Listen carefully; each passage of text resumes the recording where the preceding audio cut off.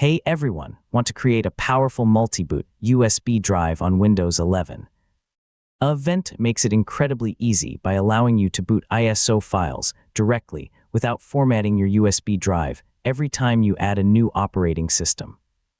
In this full guide, I'll show you exactly how to install Vent on Windows 11 step by step, so let's get started.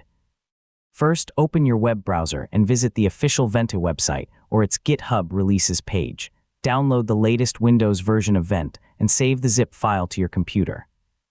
Once the download is complete, right-click the zip file and choose Extract All. Open the extracted folder to access the Ventoy application. Now connect the USB flash drive you want to use with Ventoy.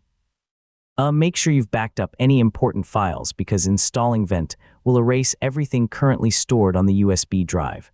Run the Vent application as an administrator. Verify that the correct USB drive is selected, then click Install. Confirm the warning messages and wait while Ventoy prepares the USB drive.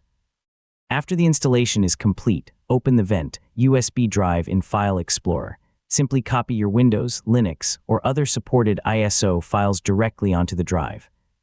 I mean, you don't need to create a separate bootable USB for each operating system. Finally, restart your computer and open the boot menu. Select your Ventoy USB drive, then choose the ISO file you want to boot from the Ventoy menu. Your selected operating system or recovery tool will begin loading. And that's how to install Ventoy on Windows 11.